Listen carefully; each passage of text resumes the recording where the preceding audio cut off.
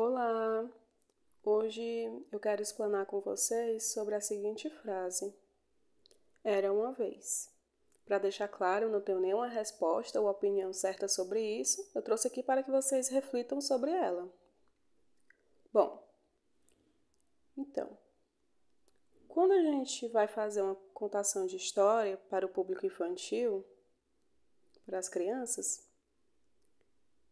e o título dessa história pode ser a Cinderela surda, Branca de Neve,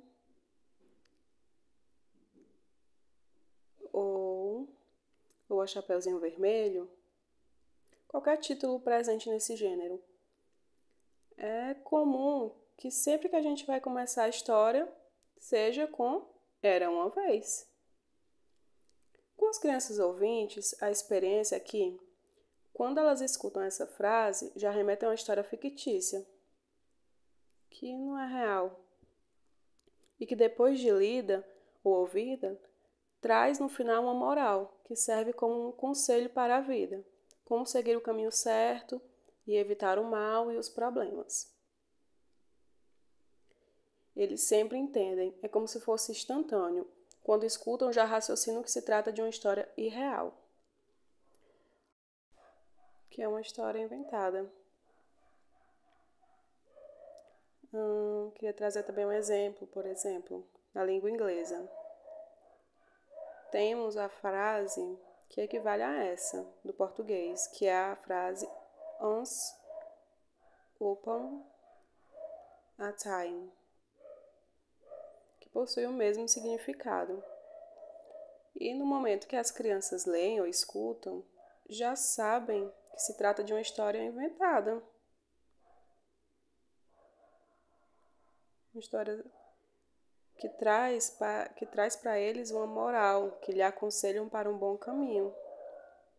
Mas sabe o que é engraçado? Dentro da Libras não se tem um padrão para essa expressão.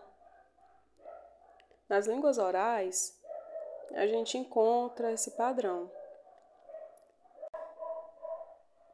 No inglês, a gente sempre encontra. Em qualquer história que combine com o público infantil, as histórias sempre vão começar com Era uma vez. No português, se formos seguir o português sinalizado, sinalizamos assim: Era uma vez. Na língua inglesa, a gente tem Once upon a time. Entretanto, na Libras, há uma variação gigantesca. Eu já encontrei alguns surdos que utilizam Antigamente aconteceu. Mas algumas crianças olham e pensam: será que é verdade? Antigamente aconteceu. Isso parece com a disciplina de história. E o que aconteceu lá é verdade. Então encontram outras pessoas e começam a assemelhar isso, esses acontecimentos. E isso acaba confundindo as crianças, criando uma dificuldade. Opa. E pode acontecer que a criança comece a acreditar nas histórias fictícias, porque, meu professor me falou, então é verdade. E ela chega para outro: olha o que aconteceu. Outra pessoa: nossa senhora, esse surdo é muito bobo, acredita em tudo. E o problema é justamente esse. Falta uma padronização nessa frase, na Libras. E as crianças conseguem entender. Eu também já vi outros surdos utilizando de que é uma história inventada, uma história de mentirinha. E as crianças conseguem compreender que aquilo não é real, que é uma invenção, uma história fictícia, que tem como moral aconselhar elas para a vida. Bom, essa frase ela é própria desse gênero literário. E aí a gente entra nessa variação também de sinais, né?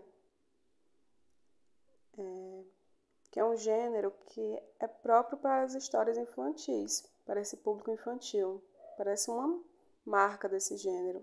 E a gente precisa disso na Libras para poder dar às crianças essa clareza de entendimento. Isso é possível. Eu já vi alguns exemplos, como esses exemplos para Era uma vez, né? Como antigamente aconteceu, lá no passado teve um acontecimento.